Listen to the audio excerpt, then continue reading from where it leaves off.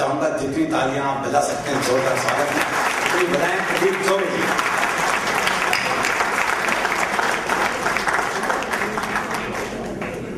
अब मेरे सुनाने के कुछ बचा नहीं, मेरा परिचय आपको मिल ही गया, अलग अलग तरीकों से मिल गया। पहले बताया कि मैं गणपति हूँ, अब गणपति आपके सामने खड़े हैं और उनकी सवारी दूसरे माइक पर बैठी है। मुझे आदमी के रूप में प्रस्तुत करने का रिवाज ही नहीं। खेमका जी मुझे बता दिया कि मैं चंबल के इलाके से आया हूँ, ग्वालियर से आया हूँ, डाकू के इलाके से आया हूँ, ऐसा मुझे उखाड़ने के लिए कहा जाता है, लेकिन मैं उखड़ता नहीं, क्योंकि हमारे इलाके में डकैती को अपराध नहीं माना जाता। डकैती हमारे यहाँ इंडस्ट्री है, हम उसे उद्योग की तरह लेते हैं। हमारे यहाँ डाकुओं की अच्छी खेती होती है, क्योंकि पुलिस वाले खाद का काम करते हैं, और जब अपराधों की फसल लहरा के ऊपर आती है तो नेता लोग काट के अपने घर ले जाते हैं।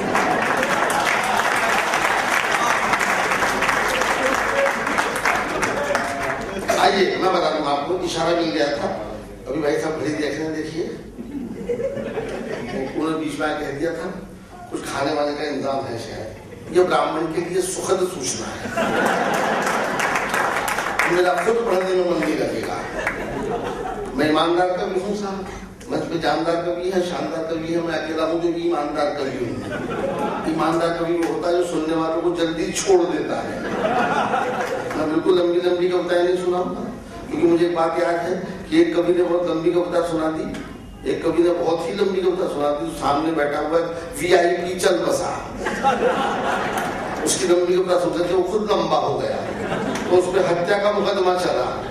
तो जज ने कहा कवि से कि तुम्हारी कविता से एक आदमी की हत्या हो गई है, तुम पे फांसी का मुकदमा चल रहा है, मैं तुम्हें फांसी देने वाला हूँ, कोई अंतिम इच्छा हो तो बताओ। तो कवि ने कहा कि जज साहब वही कविता मैं आज आपको सुनाना चाहता हूँ।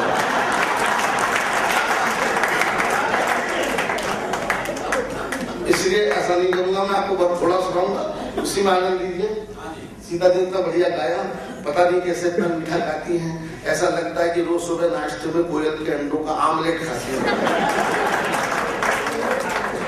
विश्वास कीजिए साहब, अब तो मैं हाथ से कवि हो गया, अब तो मैं हाथ से कवि हो गया। एक जमाने में मैं भी बहुत बढ़िया गाता था, बहुत ही बढ़िया, इतना बढ़िया गाता था कि कोई मुझे से बढ़िया नहीं गा सकता था।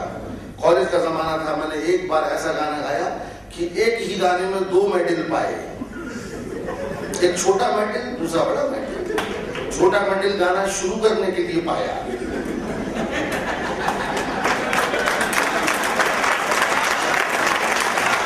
और दूसरा बड़ा मेडल उसी गाने को बीच में बंद करने के लिए। तो इसलिए मेरा मनोबल तो लोग गिरा देते हैं। काम तो मैं हमेशा अच्छा करना चाहता था, लेकिन लोगों ने मुझे उखाड़ दिया, तो मैं हाथ से कभी हो गया। एक बार मुझे गाने का शौक चलाया, एक बार मुझे गाने का शौक चलाया तो मैं एक सेकंड हैंड हारमोनियम खरीद लाया।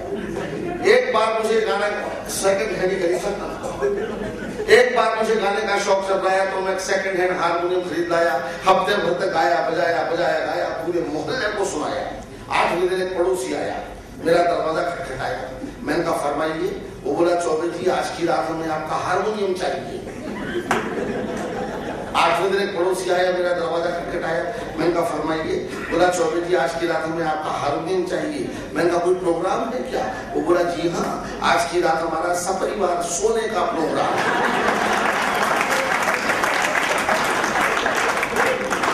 इन दुर्घटनाओं ने मुझे हाथ से भी बना दिया, वरना मैं भी सीता जी की तरह अच्छा गा सकती थी, गा सकता था।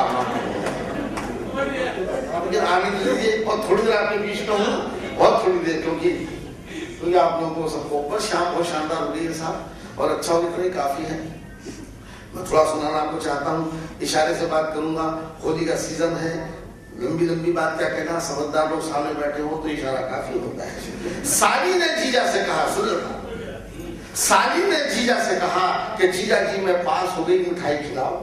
साली ने जीजा से कहा कि जीजा जी मैं पास हो गई, मिठाई खिलाओ। जीजा जी मुस्कुरा के बोले जरूर खिलाऊंगा, थोड़ी और पास हो जाओ।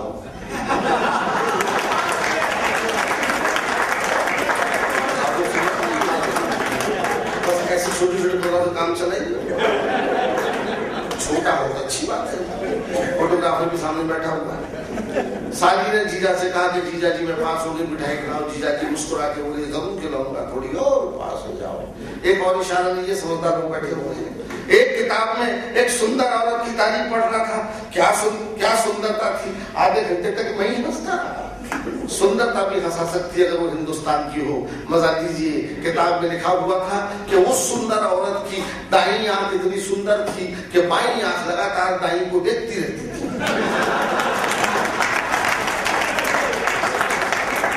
उस सुंदर औरत की दाईं आंख इतनी सुंदर थी कि बाईं आंख लगातार दाईं को देखती रहती थी। बात करने का सलीका होता है, करीना होता है। देखिए साहब, वो औरत महंगी थी, ये बात मैं नहीं कही थी उससे।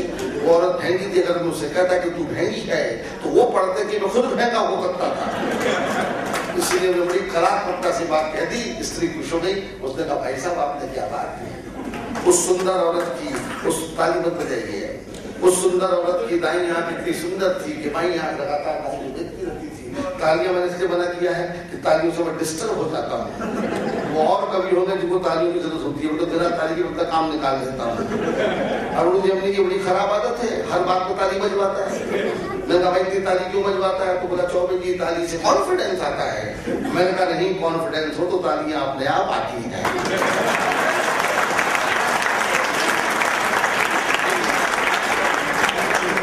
देखिए आई कि नहीं आई, तो कॉन्फिडेंस होना चाहिए। और मैं तो कॉन्फिडेंस, जन्मजात कॉन्फिडेंस वाला हूँ, अभी तारीफ से चाहिए। आप लोग तो फिर भी बहुत कम लोग मेरे हिसाब से संख्या में हैं। मैं तो वो कॉन्फिडेंस वाला हूँ कि एक भी समझदार आदमी सामने बैठा हो तो पूरी रात अकेले निकाल देता हूँ।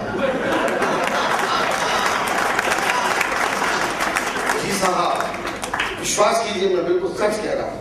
अभी बरेली में, उत्तर प्रदेश के बरेली में प्रोग्राम था। 60,000 आदमी पंडाल में था और 60 कवि मंच पर थे।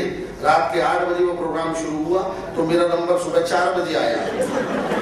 तब पंडाल में केवल 2 लोग बचे थे, एक सुनने वाला, दूसरा सुनाने वाला।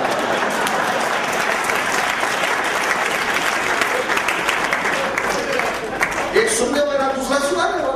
खेमका नहीं, अगर दूसरा कभी मेरी जगह होता तो बेहोश होता था। और मैं तो कॉन्फिडेंस वाला हूँ, मैं न घबराया, हिम्मत न छोड़ी।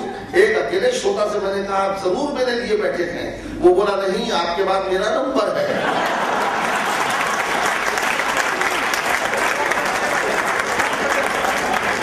आप लोग ताली बजाते हैं साहब, लेकिन मैं आपको बता दूं कि निश्चित रूप से मेरे लिए एक दुर्घटना थी। लेकिन मैं आपको ये भी बता दूं कि हर दुर्घटना मेरे लिए एक सबक देके जाती है, एक नया ज्ञान देके जाती है। उस दिन मुझे तब तक यही पता था डिक्शनरी में कॉन्फिडेंस शब्द होता है। उस दिन पहली बार मुझे पता चला एक और शब्द होता है, उसका नाम ओवर कॉन्फिडेंस होता है। तो नीचे वाला ओवर कॉन्फिडेंस था, आज बहुत सारे ओवर कॉन्फिडेंस सामने बैठे हुए। लेकिन मैं क्या करूं कि मेरी बड़ी प्रॉब्लम है, मुश्किल मेरे साथ में हो जाती है साहब। आज तो कहाँ गए सुभाष गुप्ता जी, बैठे हुए माथा मत पकड़ी, मैं पेट पकड़े खड़ा हुआ हूँ साहब। मुझे खाना न खाने दिया अगले दिन। अब ब्राह्मण न खाए तो भूखा ही मर गया। तैयार हो, चलो चलो प्रोग्राम शुरू होने वाला है। मैं कहा सुभाष जी मैं जरा ब्राह्मण हूँ, कुछ खा लूं। नहीं, बोले खाना वहीं बटेगा प्रोग्राम के बाद। कितने बजे बटेगा? बोले 12 बजे। मैं खत्म हो गया तो बोले मैं हूं ना। मैंने कहा आप तो हैं, लेकिन मैं तो शाकाहारी हूं।